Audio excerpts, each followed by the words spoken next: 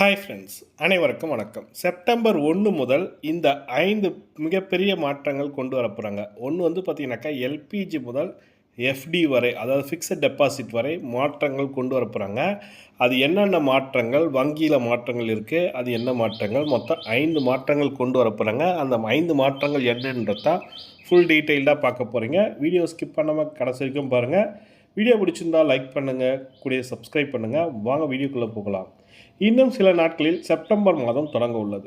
இதற்கிடையே புதிய மாதம் தொடங்குவதற்கு முன்பே சில மாற்றங்கள் அனைத்தையும் பற்றி தெரிந்து கொள்வது மிகவும் முக்கியம். ஏதேனும் விதிமுறைகள் கீழ் முக்கியமான பணிகளை முடிக்க வேண்டியிருந்தால் காலக்கெடு முடியும் வரை காத்திருக்க வேண்டாம். தேவையான நடைமுறைகளை உரிய நேரத்தில் முடிப்பது கூடுதல் கட்டணங்களை தவிர்த்து உங்களுக்கு உதவும். எனவே செப்டம்பர் நடைமுறைக்கு வரவுள்ள முக்கிய மாற்றங்கள் குறித்து தற்போது பார்க்கலாம். முதல்ல வந்து பார்த்தீங்கன்னாக்கா எல்பிஜி எரிவாயு சிலிண்டர் முன்பதிவில் மாற்றங்கள் செய்யப்பட உள்ளன. சமையல் எரிவாயு பயன்படுத்தும் வீடுகளில் சில சலுகைகள் வழங்கப்பட உள்ளன.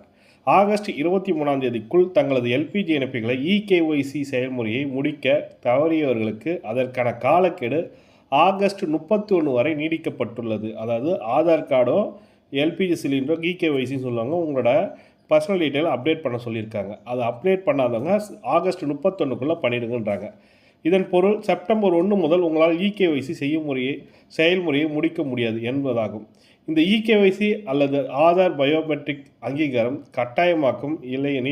கட்டாயமாக சொல்லியிருக்காங்க. இல்லையெனில் வீட்டு உபயோகத்திற்கான விலைகளில் உங்களுக்கு சிலிண்டர் கிடைக்காது. இந்திய ஆயில், ஹெச்பிஎஸ்சிஎல், பிபிசிஎல் நிறுவனம் ஏற்கனவே மக்களை இந்த செயல்முறையை விரைவாக முடிக்குமாறு கேட்டுக்கொண்டுள்ளன. மற்ற வாடிக்கையாளர் புதிய தேதி குறித்து செய்தி அனுப்பப்படும்.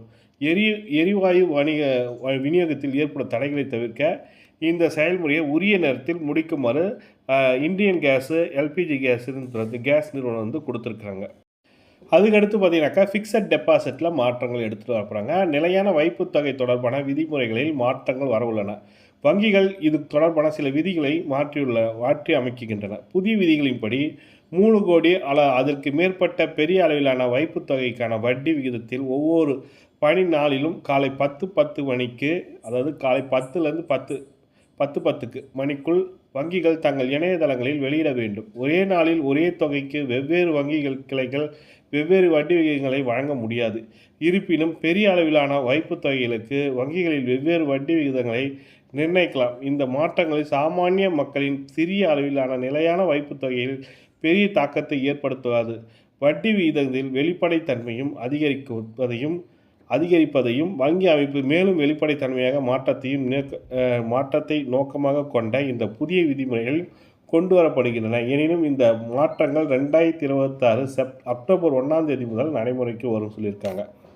அதுக்கு அடுத்து பார்த்தீங்கன்னாக்கா வருமான வரி விதிமுறைகளில் கவனத்திற்கு கொள்ளுங்கள். தொழில் அல்லது பணி மூலம் வருமானம் ஈட்டுவர்கள் வருமான வரி கணக்கை தாக்கல் செய்யும் போது சரியான படிவத்தை தேர்ந்தெடுப்பது மிகவும் முக்கியம்.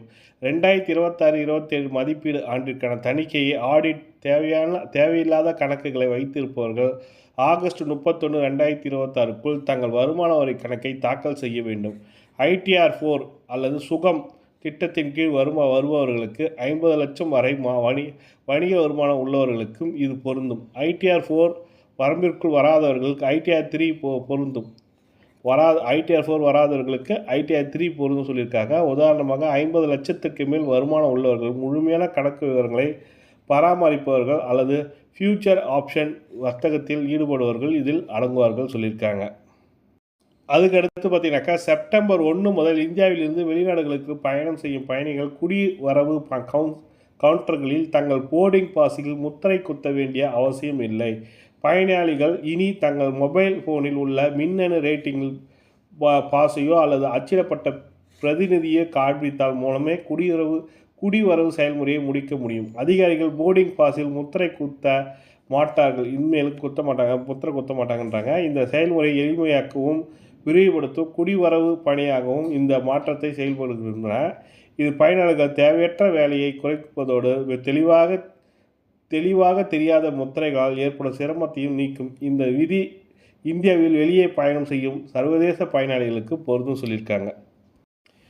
மேலும் செப்டம்பர் மாதத்தில் எல்பிஜி எரிவாயு சிலிண்டர் விலைகளிலும் மாற்றம் ஏற்படலாம்.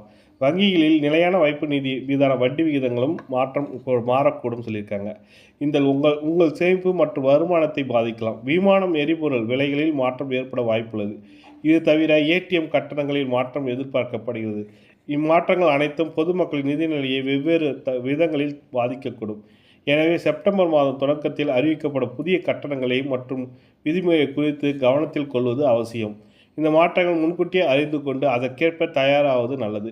இந்த பணிகளை உரிய நேரத்தில் நிறைவு செய்ய உதவும். இது போன்ற தேவையற்ற சிக்கல்களை தவிர்க்கவே கூடிய விரைவில் உங்களோட என்னென்ன இந்த ஐடிஆர் ஃபைல் பண்ணுறது, கேஸ் சிலிண்டர் இகேஒய்சி இப்போ வெரிஃபை பண்ணுறது, பல்வேறு திட்டங்களை முடிக்க போகிறாங்க. ஆகஸ்ட் 31 முடிய போகுது. அந்த டேட்லாம் முடிக்காதவங்க முடிச்சிடுங்க அப்படின்றது தான். செப்டம்பர் 1 முதல் புதிய மாற்றங்கள் வரப்போகுது. இந்த மாற்றத்தினால உங்களுக்கு பெரிய பாதிப்பு ஏற்படுன்ற மாதிரி சொல்லி கொடுத்துருக்காங்க. இந்த தகவல் தான் உங்களுக்கு ஷேர் பண்ணுச்சேன். இந்த தகவல் பிடிச்சிருந்தால் லைக் பண்ணுங்கள், சப்ஸ்கிரைப் பண்ணுங்கள். நன்றி, வணக்கம்.